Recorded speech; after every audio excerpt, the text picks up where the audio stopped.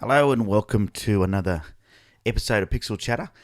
Thanks so much for the feedback on the last Pixel Chatter session we had. It was really cool, actually. I think a lot of people got a bit of value out of the old Pixel Chatter, and so we're back this week. And I'm going to make this like a weekly occurrence. It's really cool. I've got sent plenty of images. I've got, dozens and dozens of images now to go through and critique. So I'm going to be pretty busy critiquing images. But I thought what I would do, rather than just make this an image critique session, we'll also answer some of the other questions. I got asked the other day about using Lightroom to transform an image. So today I'm going to show you how I quickly use Lightroom to transform an image. Because it's a really great software, easy to use. I think just about every photographer should be shooting in RAW and then using something like Lightroom to enhance your images afterwards. Before I do that, I wanted to just show you something. I'm pretty excited about this. We've just gone past the 750,000 views on my channel. That's phenomenal to think that over 750,000 people have tuned in at some stage and watched one of my videos. So I want to thank you for that, because of course, if it wasn't for you guys tuning in all the time watching my videos, then I wouldn't bother making any. So it's good to have you doing that. And also I wanted to remind you, if you want to catch up online, the best way to do that is to join me on Instagram. Find me as On Three Legs. I post a photo of there every day if I can, and over on Facebook as well, facebook.com/on3legs. And you'll find me there as well. Just think about the tripod. That's what On Three Legs is. And you'll find me there, which is pretty cool. All right, let's get stuck straight into stuff. So I've got 3 images that have been sent in to me to critique today. I want to thank a few people for that, for those 3, just so you know who you're going to be. If your image is not on today, I apologise. I do have dozens sent to me, and I'm going to do my best to get through as many as I can. And on that note, by the way, if you do want to get your image critiqued, just send it to Ben at On Three Legs.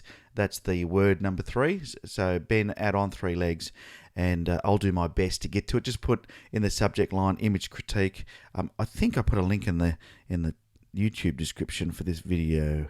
I did, yeah. So there's a link down to my email address in the underneath this live video where you can send me your 3 images.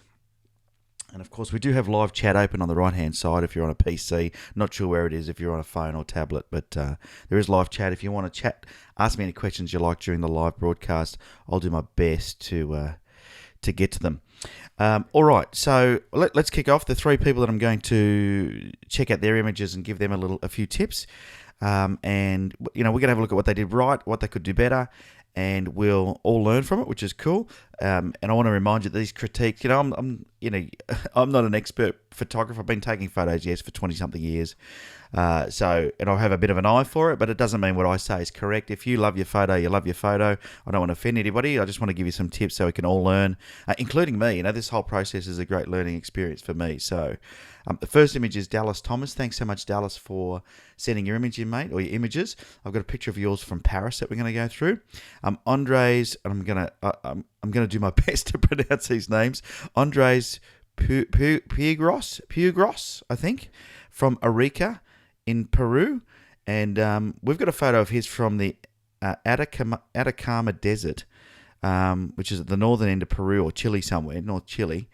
And I tell you what, it's made me want to go there. This location is amazing, so I'll show you that. And then Paul Redmile, I've got one of Paul's as well. And then we're going to have a look at one of mine in Lightroom, and we're going to do a bit of a Lightroom session. G'day, John. Hi from Ireland. How are you, John? Good to see you. George from Ontario, Canada. It was interesting. I looked at the stats of all the viewers from around the world, and we have viewers from 160-something different countries on this YouTube channel. It's pretty amazing when you think about it, that here I am sitting in my little, my study here in Sydney, Australia, and reaching that many people. So thanks for those saying g'day. Remember, you can jump into the chat box if you want and say something, ask a question, and I'll do my best to answer it as we go through it. Let's get stuck straight into the critiques. I'm going to start with, let's jump over to this one here. All right, so this is Dallas Thomas. He's was on a vacation maybe in Paris, and he took this photo, and a few things about it that I like, and a few things about it that I think could be improved. And I'm going to run through those for you now. And the way that I do that is here in Photoshop. What I did was last week, some people said they couldn't see what I was doing in Photoshop. because for some reason the live broadcast didn't show these tool panels. So you should see there's a set of tools on the left-hand side with a little colour picker down the bottom here, and you'll see on the right hand side where the histogram is below there, and then this is the layers palette here. And I just have this set up in the standard photography. So if you have a look on the top right hand side of Photoshop, there's a menu for you to set up how you want the your desktop to be set up, and I always just pick photography. So if you're wondering how I have mine set up, that's what I do. I choose photography. I don't like undocking this toolbar. I know some people do, but to me, I like it docked because it just keeps it out of the way, and that allows me to work on an image. All right, so I'm going to add a layer onto this image here so I can draw on it. And the way that I'm doing that, I'm just grabbing a brush over here. Let's switch the colors over to yellow. And let's grab a brush, and now we'll just make our brush smaller. Oh, that's not right. I always forget to change what my Wacom tablet does. Brush size, there we go. There we go. All right. So a couple of things about this image. First of all, Dallas, I think what you've done here with this leading line is awesome, and really that's a big bonus in an image. It's a bonus when you get two, which you've done. If you have a look from here, there's that, and there's that, and that draws the eye into a really nice spot. It's a shame the Eiffel Tower's not at the end here. That would have been fabulous. But it looks like I'm drawing a little man with a smiley face with a hat. There we go. Looks like. There we go. It would have been nice if the Eiffel Tower was at the end of that, but you can't go moving buildings to make that happen. So I really like what you've done there. I think one of the challenges that you face though with this image is it's too tightly cropped. You haven't left enough space, and space is really important. If you had just raised your camera a little bit, so you were getting less of the bottom down here and more sky, just to give this lamp at the top here a bit more space, I think it would have been better. But I really like what you've done with the leading lines. The other thing that I probably would have suggested here was this image could have been shot in landscape rather than portrait. So the difference between landscape and portrait, this is vertical rather than horizontal, if you don't understand the difference. But that's what I would have done probably differently. I would have gone for trying to widen the shot up. What is going on for me is I feel like I'm missing out on something over here because you've cut something, that I think is quite important out over here. And it would have been hard with this lens. I don't know what lens you used, but if you could have got something that was wider, and sort of instead of cutting so close to the top of this lamp, you would have a nice hard. You would have all these trees in there, and I feel it just would have worked better. But once again, I wasn't there, so I don't know. There might have been a whole row of rubbish bins over the right-hand side. Who knows? There could have been a good reason that you've done it this way. Besides that, look, I think, beautiful light. Looks like it's either early morning or late afternoon, so you've got this side lighting on everything, which is a great time to shoot in the day. So that's always a good tip for people if you are shooting, even cityscapes and stuff. If you can shoot early morning or late afternoon, you're going to get that side lighting. And you can see here it's doing some pretty cool things, with the lamps. Even though the lamps aren't on, they've sort of got this little glow happening on the sides of them, even up the top of them. And I think that's really good. So I think from that perspective, it's good. The other thing that you could have done is just, taken several shots, and you could have done one of two things. You could remove the people, but I think the people really add to it. So I reckon you could have put more people in. And you can do that with blending in Photoshop. So if there was more people, or you could have had some people close to the lens, just to bring a bit more life to it, instead of waiting till they're away from the lens. And a lot of people are scared to be in front of a camera when you're taking photos. They think they're interrupting your shot. I always encourage people to jump in front of mine if I'm taking something like doing street in the street, because then you're going to get a little bit more of a human element to your shot. So there you go. So Dallas, good shot, but I think definitely cropped way too tight. Could have shot it in landscape rather than portrait. The leading lines, good job, mate. Well done. Lots of good leading lines there. And maybe just repositioning the people. As for exposure, I think the sky's a little bright. Let's just have a look. Let's do my little trick here. We'll do another layer. And we will fill that layer up with, let's go over to the color picker. A lot of people asked me how I did this last week. Pretty simple. Go to the color picker. Get a nice red, something like that. And then we get the bucket tool. Look, no, I want the bucket tool, please. I always find this doesn't work so well for me when I use the tablet. There's the paint bucket tool. We'll fill it in with red. Go over to the layer, go to blending options, and then see this underlying layer. You just bring it up to about 250, and that's about there. And say okay, and you'll see pretty quickly. Then you can turn the layer on and off, and you can see where the highlights are, and it's really actually pretty well exposed. The only two spots, if I go back to this layer here and turn that on, no, I won't do that. I'll put a new layer simply because I've drawn on the other ones. If you have a look, you'll see the red is just here and here. They're the only two blown highlights, so it's a really good way to adjust. To use layers to check if you've got those issues. So as you can see, just slide this backwards and forwards, and then anything that's red is blown out. But you've got to get right up high here, somewhere like 250. And that's how I do that. So well exposed image. I still probably would have preferred it wasn't so bright up the top, and you could have done that in post somehow. And we'll have a look at that shortly with Lightroom. But good job, Dallas. Well done. Good job. All right.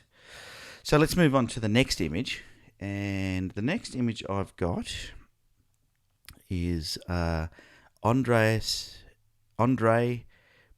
Pugros. And I think you're going to agree with me when I show you this image that it's pretty magical.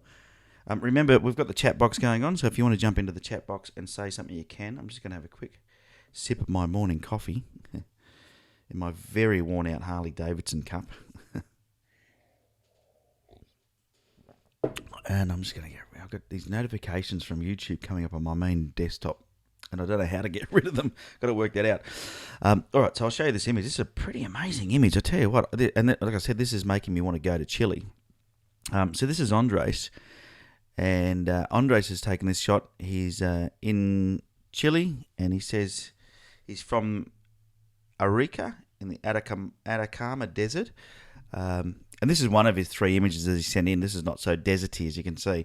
But I thought this would be a good image to work on from a critique point of view, because there's not a lot wrong with this image as far as in any way. You know, I look at this image and I find it very appealing.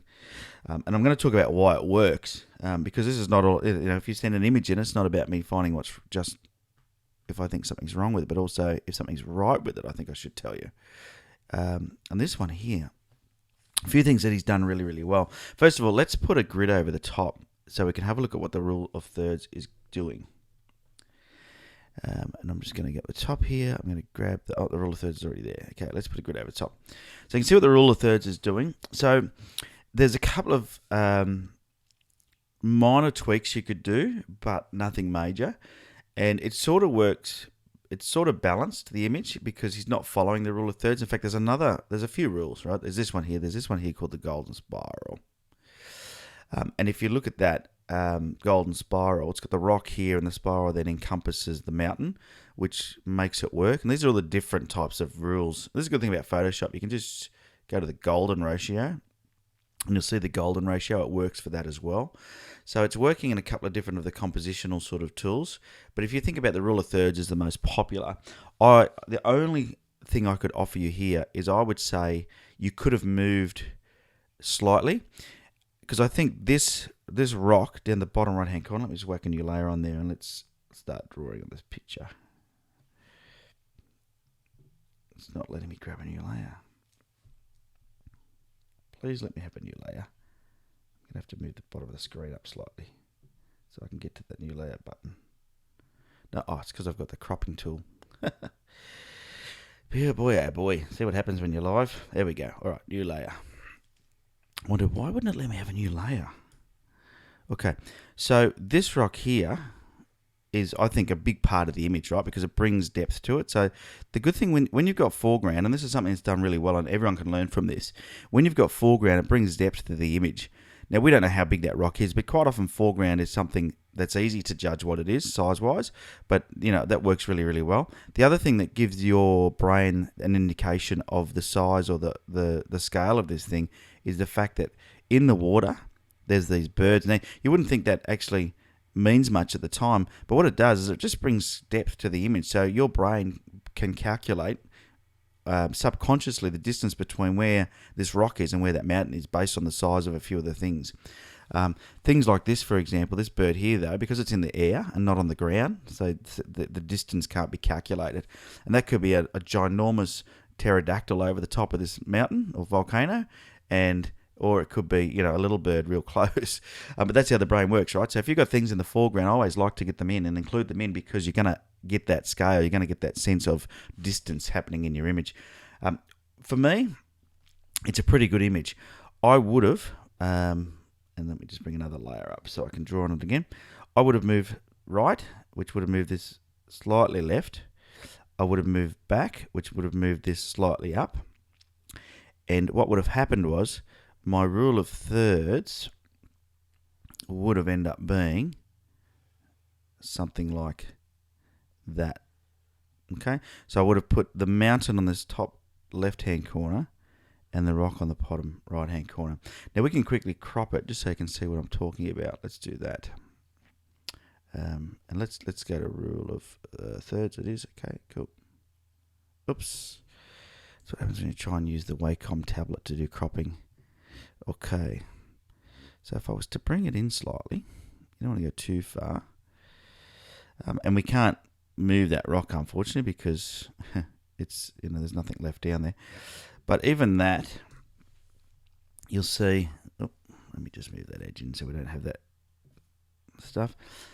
Just moving it off center slightly has really given it a different balance. And so to me, it's really important with composition. Everything else about this image is beautiful. I mean, what a location. Beautiful sunrise or sunset. Not sure what time of day it was taken, but lovely colour. Bird right up there, placed nicely up in the sky. I mean, that's just a bonus, isn't it, when it comes to photography, to get something like that in your image. But now what's going on is a little, you put, and that's something you've got to be careful with. So the only thing I would have suggested is maybe change composition. The other thing you could have done that I think would have been really powerful, and maybe you did because we don't see all the images you took, is done one in portrait. Because in portrait, you would have got, let me just undo the cropping. There we go. In portrait, what could have happened is, no, I don't want to do that. I don't know how many of you use a Wacom tablet, but it can be a bit fiddly. If you were in portrait mode, let's do another crop.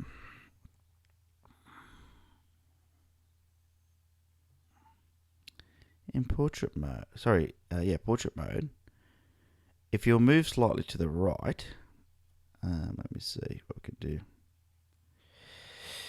You start to get something like that. Now that's cut in a bit tight, but it's starting to give you an idea of what portrait mode would have done, because the sky over to the left, over here, isn't as interesting as the right-hand side. So, once again, by doing this, we're now starting to just bring a few different elements together in a different way to make the image have a different impact. But great image overall, Andre. So, you could change nothing and still a good image. But I would just say, just think a bit more about your composition. Be careful about how close to the edge of the frame you put something. This rock down the bottom, for me, is just a bit too close to the bottom of the frame. And what that is not allowing is enough space. And so just would have opened it up a little bit more. But great image, man. Great image. I think you should be proud of that one. And I want to go there. Is there anybody else that wants to go there? Pretty amazing stuff. Some of these photos that I'm getting sent in, by the way, I'm getting some crackers sent in to me. So hopefully you're looking forward to seeing some of those. And all right, let's now just remember we do have the chat box. And I think if you're on the desktop, it's on the right hand side. I'm not sure where it is on the mobile or the tablet. If you want to chat with me, you just type into that chat box, and I'll be able to answer any of the chats that you may have. As I go through these, I've got one more image, and this one's from Paul Redmile, and g'day Manchester, UK, subvids. Good evening, it says. Morning here. A very wet and soggy morning. It's probably wet and soggy in Manchester, UK too. Just a reminder, by the way, if you don't already, shoot over to Instagram, follow me there at On Three Legs, or on my Facebook page, which is facebook.com/On3Legs, and we can catch up there. Really like, I post photos on there all the time. And if you're just tuning in, you're actually you've tuned into Pixel Chatter, a weekly live sort of photography, I don't know, live broadcast. I don't want to call it a show because it's not a show. I guess it is. I don't know. Anyway, let's take a look at Paul's shot. Pretty dramatic clouds here, and there's a few things going well in this image, and there's a few things that I think could be done better. So let's get stuck straight into that. I'm like any of these images. Let's get stuck straight into that. I'll just add a layer on or two. I'm just going to put 3 or 4 layers on. That way I don't have to do it over and over. All right. So the first thing I would say is that I really like the placement of this cloud here. Yeah, this is a cumulonimbus cloud building in an unstable afternoon, I'd say, somewhere in Australia. I know Paul's from Australia because his YouTube name is Aussie. So I'm assuming he's in Aussie somewhere. It looks very Australian. And these things here, this is a windmill, a wind turbine that produces electricity, probably on a farm somewhere. So where do I start? All right, let's have a look at the composition. Let's go into here and let's get the grid up of the probably rule of thirds is a good one always. Let's put that up. So you can see that particular, the growing cloud formation is right on that intersection. Good job. Exactly what you want to do. I'm going to say that I feel like the bottom line of the rule of thirds is also in a good position because it's in line with where the cloud base is building. So all of that works really well. What doesn't work for me is the placement of this windmill. And I think it's just, there's a couple of things going on. Number one, it's distorted. So see how it's leaning in? I can guarantee it wouldn't be leaning in real life. It'd be level. So, sometimes you just need to be really careful. Now, what happens is with a wide angle lens, or with any lens, when you point the lens up, in fact, let me just put this next layer on. Let's go to that one. When you point a lens up, what happens is you get this distortion where everything starts to lean in from the edges. When you point them down, it leans out. And so you've got to be really mindful of this when you're using a wide angle lens, that this distortion is going to be much more apparent. And the closer your things are to the edge of the lens, the more they'll lean. So if this was way over here, it would lean more. But you can see this over here, how it's leaning in more. The angle is a bit more, dramatic. Now, these are easy things to fix. And I won't show you how to do it inside of Photoshop because I'm guessing most of you are using Lightroom, and I'm going to show you in a second how I use Lightroom to fancy up an image. But they're the sort of things that I think with an image you've got to be really careful of. The other thing is I feel like it's not level. Now, it might be, but remember, when you're standing there and you level up your camera, so the bubbles level or you got the level on your camera level, that's good. That's a good starting point because you're shooting the image level. But the problem is that it may not look level to the viewer's eye. And if we have a look here, it's pretty clear that this side here is higher than this side here. It also looks like the clouds are going downhill. And clouds typically will build on a level sort of, at the same height. So once again, a good thing to do is to try and just play around with it. And let me just make it a bit smaller so I can show you. So you'll see what happens when you go to the crop mode in Photoshop and you go towards the corner. It does this and you get this grid up. And this grid allows you to start moving things around. So you can sort of move things around a bit and just what I suggest is try something. The good thing with Photoshop is you can then change it if you don't like it. Now I've just changed that by a couple of degrees and straight away to me, that feels a bit better. Just feels like it's a bit more level. And this is another good indication here in the middle. There's a couple of other tools in Photoshop that you can use as well to do the same thing. One of those is the ruler tool. Has a straighten, so you can sort of put it on a line like that, and then you can say straighten. I have to be on the right layer though. Let me select that layer, and that's now straightened the layer based on that. Now I don't think that's right because of the distortion that was happening, but maybe it is. Who knows? I've just put that on that And I'll show you what I did again. I'll just undo that just so you can see. So I've selected the ruler tool. So if you go to the ruler tool, oh, missed it. And you pick something that you know is straight in your image, like this pole here. They don't typically put poles in that aren't straight. And you just, even if you just do that, like just line it up in the middle of that pole, and up the top here, just hit straighten layer. And what it does is it moves the entire layer, as long as you've got it selected on the right-hand side, moves the entire layer so it's then straight. And I'm going to recrop that now because we've lost the corner. There we go. Same in the bottom here. And wow, what a transformation. Even that has done a good job at transforming it. So now my eyes feel like something's a bit more normal. Now you can see the clouds are now going a little bit uphill. So the same thing, we can do the same thing. You can go to the ruler tool and you can pick a spot on the clouds there. You can pick a spot on the clouds there, and you can say straighten layer. And there we go. You know, that's probably more of an accurate representation. So I think one of the things that people have got to be really careful of, I know I'm careful of in my photography, is making sure that when I take a photo that it is level to the eye. And like I said, things like, you know, these things that are distorting, very easy to fix with some lens adjustments. But we'll come back to that in Lightroom in a second.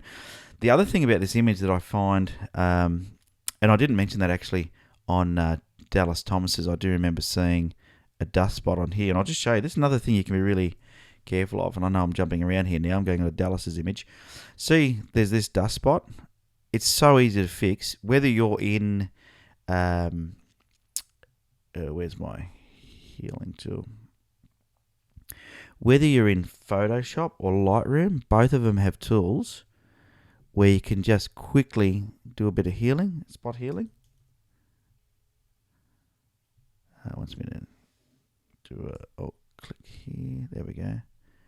Where you can just do some healing. Oh, where's my healing brush?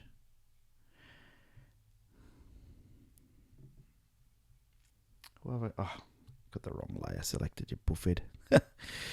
See, that's what happens when you're live. You've got to make sure you've got the right layer selected. But you see how quickly that disappears when I just use the healing brush over it? And it just makes a difference. Makes the image look cleaner. There's a spot there too I don't like in the clouds. Just get rid of it. No one knows, right? Even things like this down here on the pavement. I don't know if you can see that down there. And I'll come back to yours in the ticks poll because you've got a couple of things in it. These dark spots, if they're distracting, just get rid of them. It's that easy to do, right? So let's go back to Paul's. So he's got something going on over here. I don't know what it is. Let's have a look. In the sky, it's just like a light patch. Just get rid of it. It's distracting. Over here, there's something. Once again, get rid of it. Distracting. And there was another one over here. I think they're birds, but they're just blurred or something. I don't know. Distracting. Get rid of them. Even if you find you want to get rid of poles, you can with these tools. They're really good to get rid of poles. So, you know, this one here that's sort of leaning at the wrong angle. You know, it's really simple sometimes just to get rid of them. And, you know, we're not working in the original file here, so it's not going to work as well as it would. Now, the other thing, see here, there's like a rain shower that I think is a great feature, but it's got a pole right in front of it. You could get rid of that pole. Once again, now some people think it's not good to do this. I don't mind doing it. You know, if it's going to add to the image, I'll do it all day long. So, you know, that rain shower can be a feature rather than be hidden behind a pole, you know. So they're the sort of things that are quick and easy to do. And I would always suggest. So my final wrap up on this image. Love the feature here, the cloud, the building right on the. You've got that right on the intersection. Make sure your images are straight. Remove this distortion, which I'm going to show you how to do in a second in Lightroom. And just think a little bit about the spots around that are distracting. If there's something distracting, just get rid of it. Don't be afraid to use this healing tool or the clone tool. Very simple things to use, whether you're in Photoshop or in Lightroom. So there you go. There we go. So that's 3 images. Thanks to Dallas, Andres, and Paul for sending those in. I know that it can be a little bit daunting to have somebody showing your images publicly and going through them. Thanks, Brian. Brian noticed I was on the wrong layer and mentioned. I can't see the chat box all the time. I've got 2 screens going. And yeah, happy St. Patrick's Day from Ontario, Canada. Happy St. Patrick's Day. Sorry you're late. That's okay. RF, you're here now. And then we've got Paul Graham from Coolum. G'day, Paul. Paul, good to have you here. Awesome. The rainy city, Manchester, UK. Yes, they call it that for a reason. Halifax, UK. G'day, Sean. Good to see a few of you jumping into the box here. Fantastic. Make sure if you are here, jump into the chat box and say g'day. Let us know where you're from. And, of course, you can ask any questions that you might have. All right. Let's now finish up with one of my images. And we're going to see how we use Lightroom. Let me just change screens here. I just reminded, by the way, if you have just tuned in, you can catch up with me on Facebook or Instagram. I've got pretty active on both those accounts. All right. So I'm in Lightroom now, and if you don't have Lightroom, I think it's a great program that you could buy. If you're into photography, it's probably the only thing that you need. I think Adobe have a monthly subscription that is cheap, and it's an easy way for you to be able to turn your images into something a little bit more dramatic. Now this one here is a bit overcooked because I'm just sort of showing you what's possible, and I didn't spend a lot of time doing it. But this is an image that when I show you the original RAW file, you'll find it hard to believe that that's where it came from. And because I want to show you what happens. A lot of people ask me, Ben, what do you shoot in, JPEG or RAW? Well, I always shoot RAW, and which is what even with film was done. When you shot on film, it was shot RAW, and then when your film was sent off to the lab, you could ask it to be push or pulled and dodged and burned. And that's where those terms come from, right? So when it's in the lab, you could dodge and burn, and that's where post-processing started. A lot of these people think post-processing is a bad thing, but even good old Ansel Adams would dodge and burn his images and create the amazing images that he did. So it's nothing wrong with doing it, because it's just how we get to a nice final image is doing the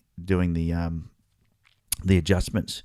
So what I thought I would do is, let me go back in history to the original image. There we go. All right.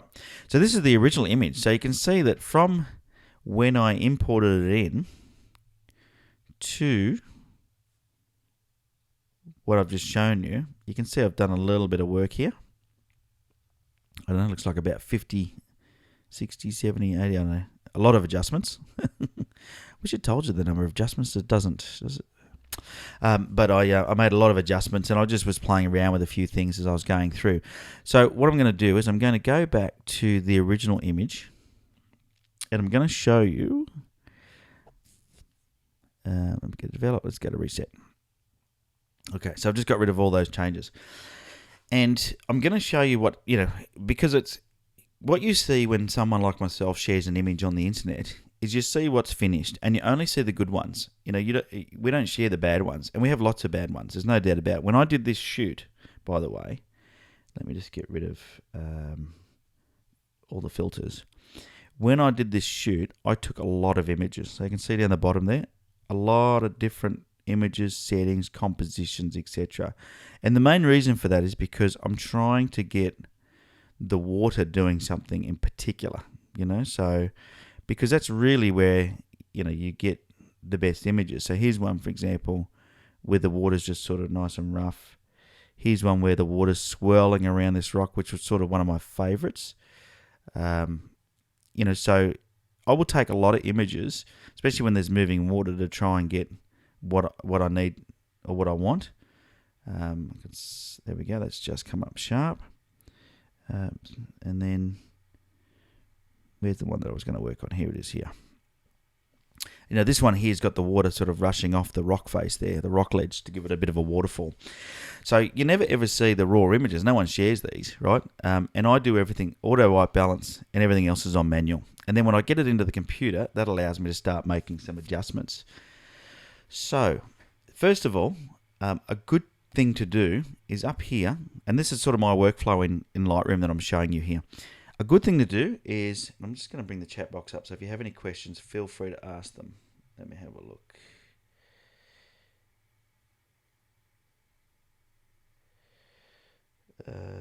Cool.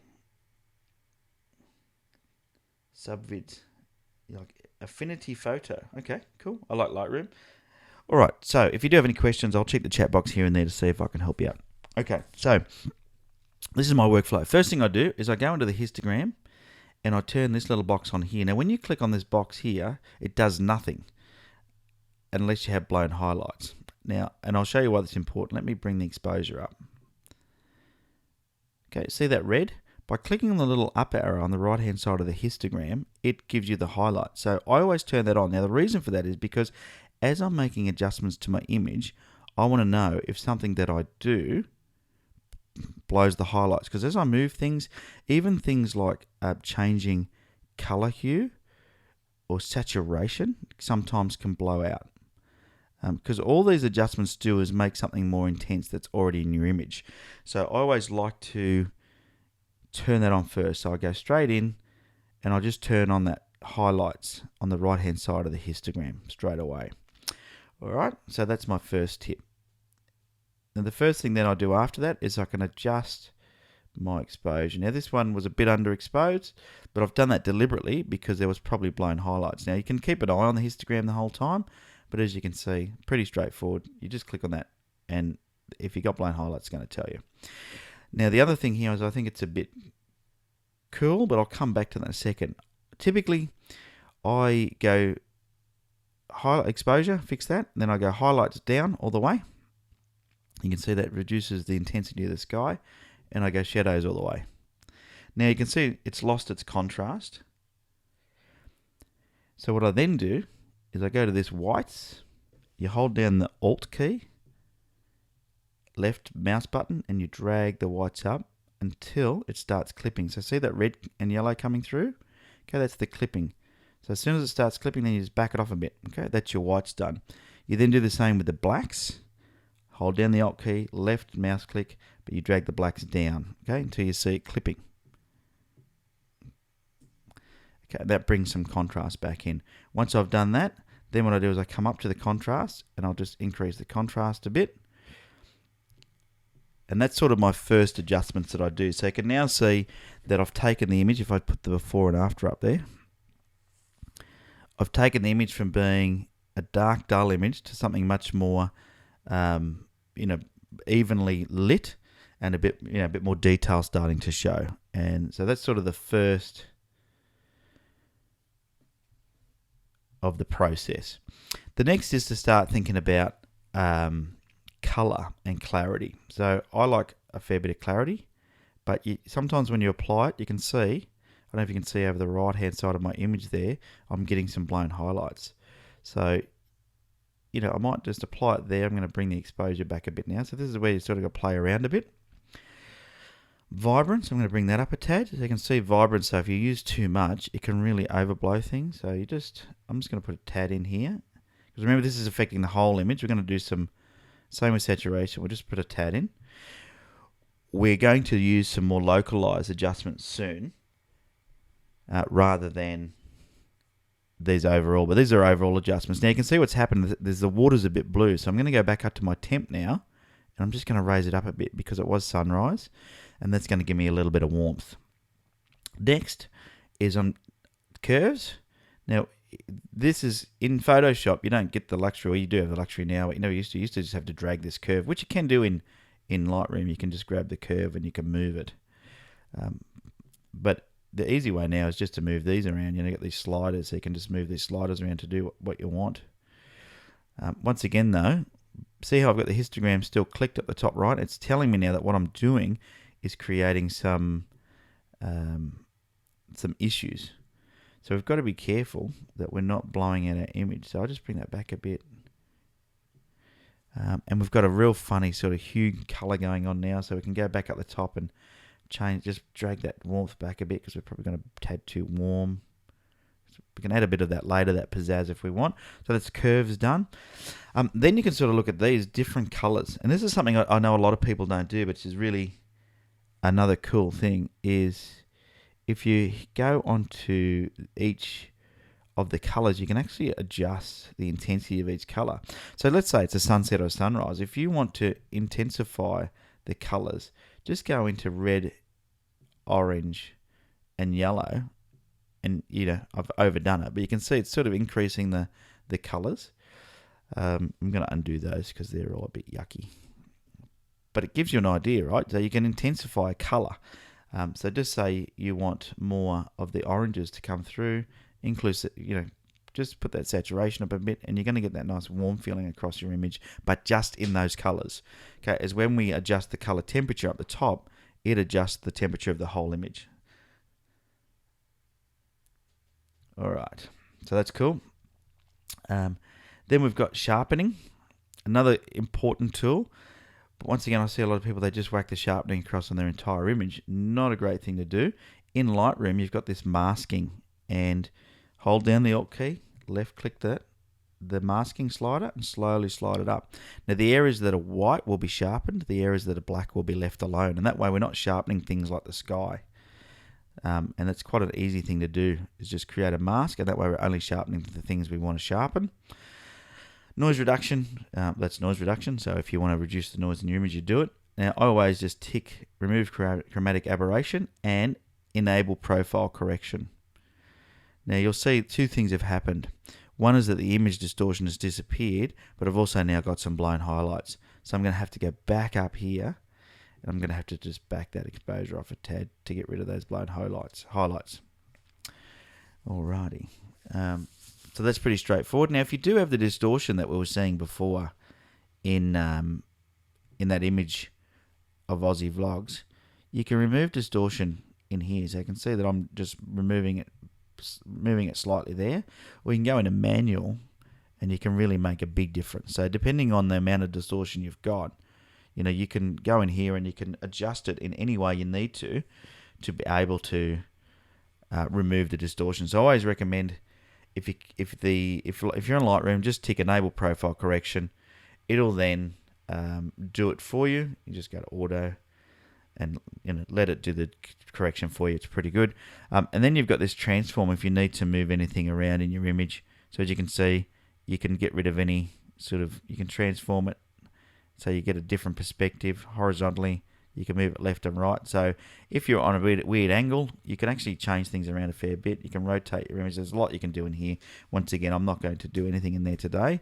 But if there's anything distorted, it is very easy to fix in these programs. And then sometimes I add a little bit of vignetting. So down here, you can actually give yourself some vignetting as well, and just darken the corners a little bit if you want. Typically, I don't do it in here. I do it with in another way up the top here. So that's sort of my first round of what I do. I go through and I just do sort of some color correction, some contrast correction, and once again I'll just show you the difference between those two images so you can see. So the raw file on the left now to the file on the right, and look, we're only halfway through because we haven't done any of the what I call local. That's what's called global correction, so that affects the whole image. Now we can go through and we can do some local corrections. So there's a few things going on that distract my eye straight away. There's a dust bunny up here, so that's an easy thing to fix. Top left hand corner. Just by doing that, it's gone. These couple of little clouds here, I actually find them distracting. So we could zoom in on those. Let me just... doesn't like that. My pinch pad's doing something funny. There we go. Let's just now, if we can get up the top there. There we go. So I don't feel that they're adding any value. So it's very easy just to get rid of them. You just... And once again, a lot of people think it's a no-no to do this to your images. It's entirely up to you. If you don't like something in your picture, just get rid of it. I always say to people, don't be afraid to get rid of it.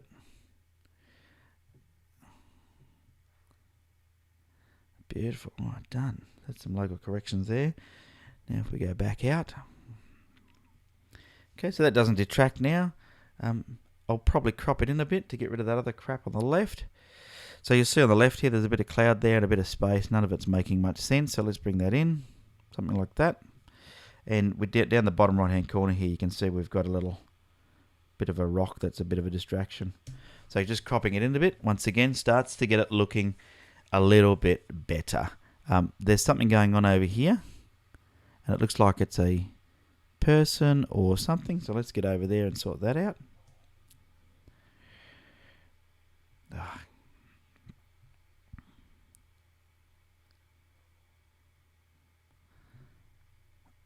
my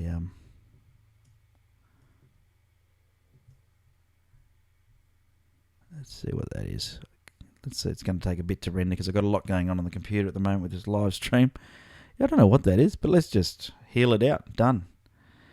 And I'll just move that down to something that makes more sense. Something like that looks good. Okay. So that's sort of my next step. So once I've done my global arrangements, then what I do is I crop and I get rid of anything that's distracting. So I'm pretty happy with that. Next step is this top right hand corner is way too bright. So grab a grad from over on the right and we're just going to slide it down like so.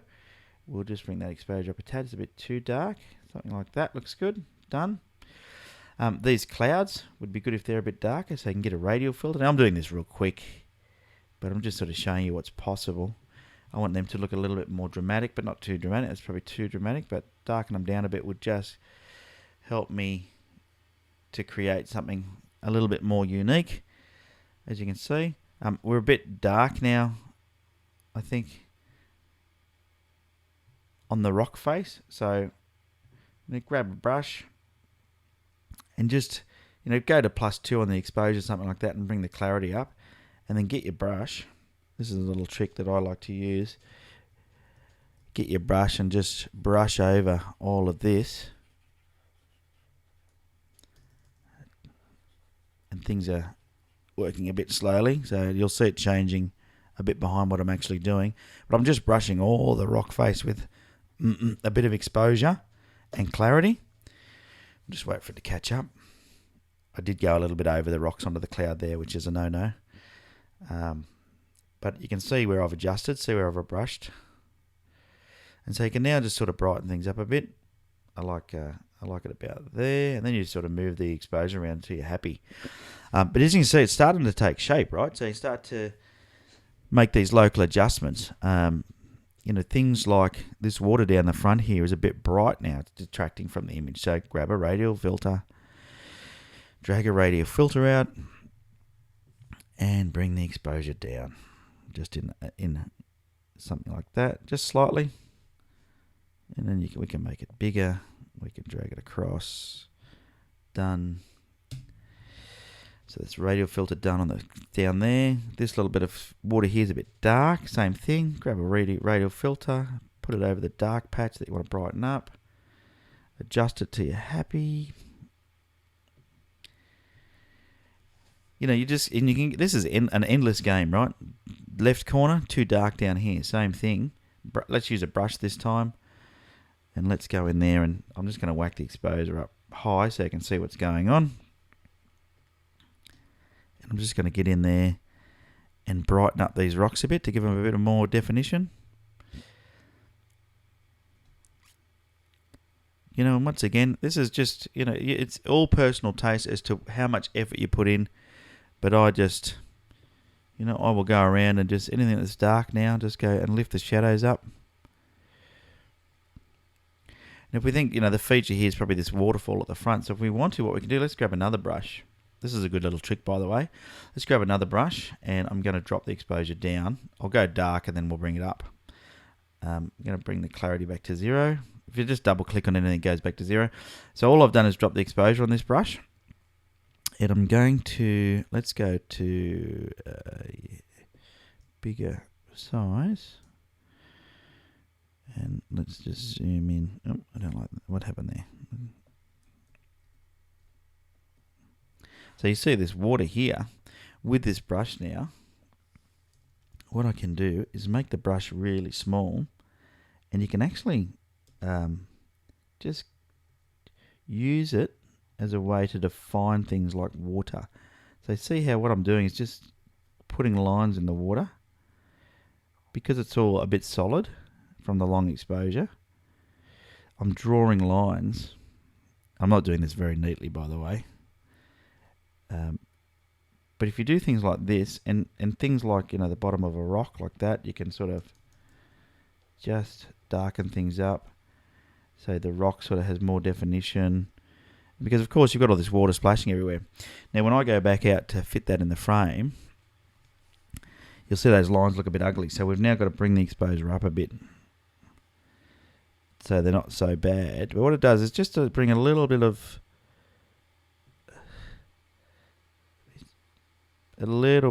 definition to the water. So what am I? Let's just go down a little bit more, minus half a stop. There we go. So just those lines I drew, you can't really see the lines now, but you can start to see some definition in the water there if you have a look. And that's just from that brush.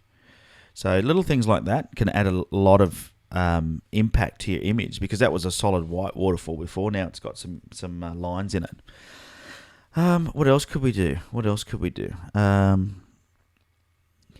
Really, there's not a lot else I would do. Probably just play with the colours a bit more locally. That's a bit orange over the back. But it was sunset, and the sunset was off to the left. I'd be tempted to actually just crop that in, because there's nothing really happening over there. The risk I've got here now is I'm making it a bit tight, but sometimes getting rid of some elements, even though the colour's great, it doesn't add any value, then why have it there? All right, so that sort of gives you an idea of how to take it. Let's have a look at before and after then. Let's go to the beginning of our adjustments. As you can see, we've made a few. So that's what we had when we started. And that's what we had when we finished. Total transformation. Very easy to do in Lightroom. And something that you can do. All right, so I've got a couple of questions coming through. So I think what I'll do now is I'll take any questions you've got. How are we going for time? I'm going to have a look. Hopefully you found that helpful. Let me keep this. I'm just trying to adjust another screen. It's not letting me adjust. There we go. Get rid of Lightroom. There we go. Okay, wow, we're nearly at an hour. Okay, let's go over to the questions.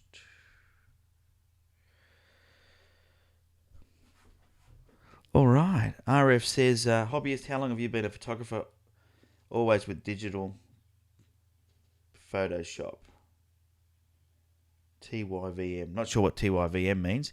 I've been a photographer for about 27 years. Yeah, 27 years. And I've done everything from, landscape, wedding photography, just general mucking around with my own SLR. I started on film. So I had a Nikon F50 that I bought from a pawn shop when I was 17. It took me several weeks' wages to buy it. And a lot of people say, why do you use Nikon, or why did you start with Nikon? Well, my dad had a Nikon camera, so that's why I got one.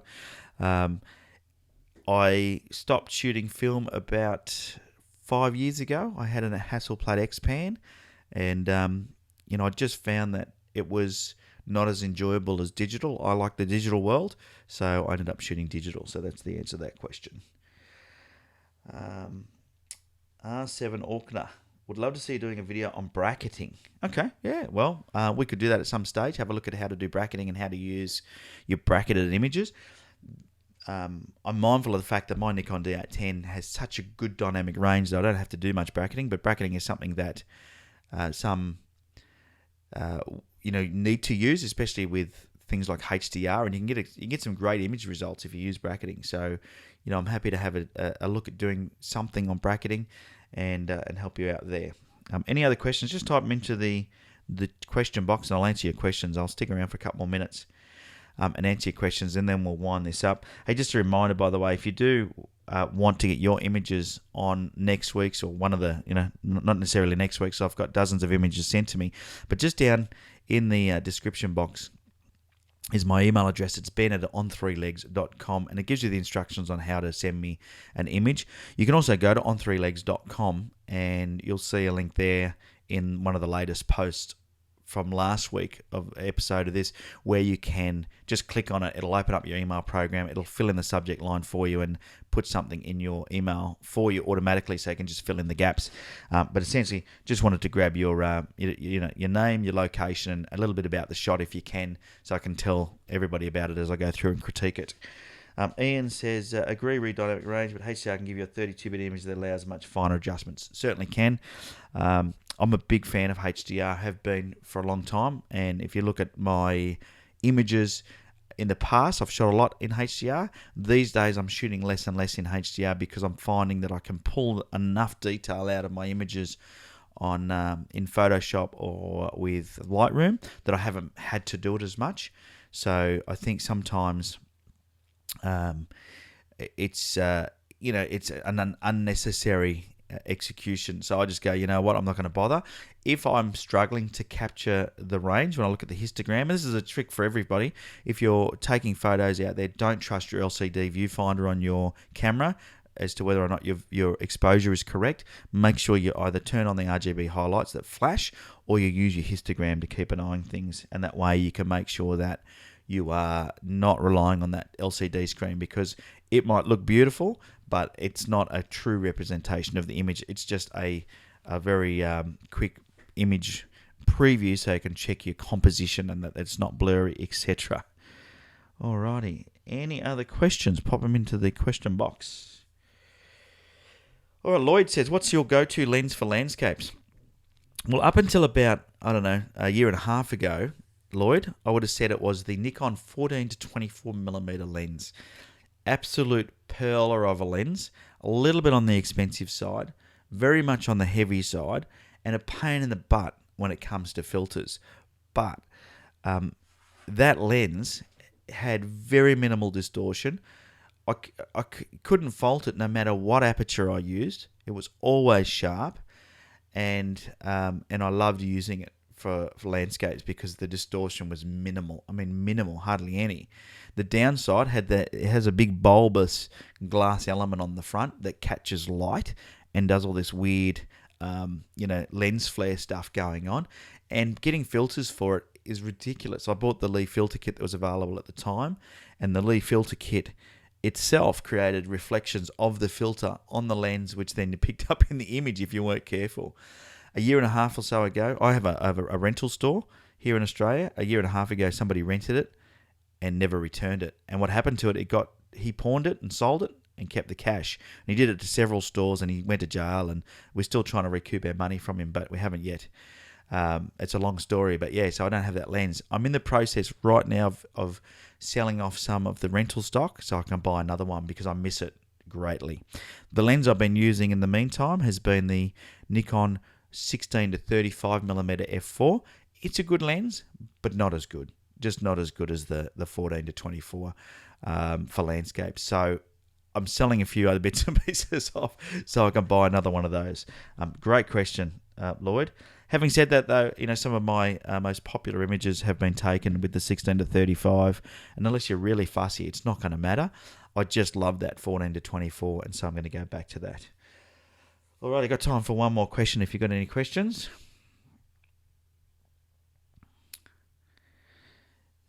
Any other questions? Hey, by the way, thanks for tuning in. I really appreciate it. And I'm loving I'm loving the whole YouTube thing. I'm loving the fact that we've got a bit of a community going. When I first started YouTube back in 2009, I didn't put many videos up, but it was very one way. There wasn't many people utilizing it. There wasn't many people interacting. And it wasn't really a social media platform. It was more of a broadcasting platform where you could chuck a video up.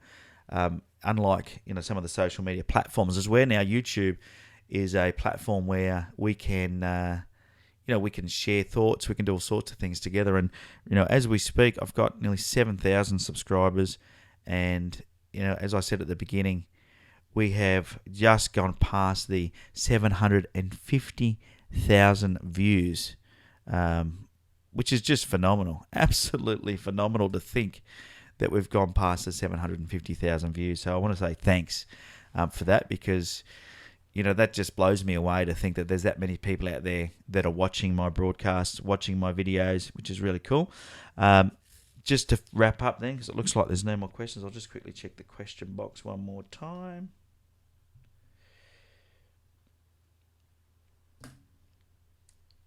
Another great session, Ben. Thank you. Hey, you're welcome. You're welcome. Thanks. My pleasure. My absolute pleasure.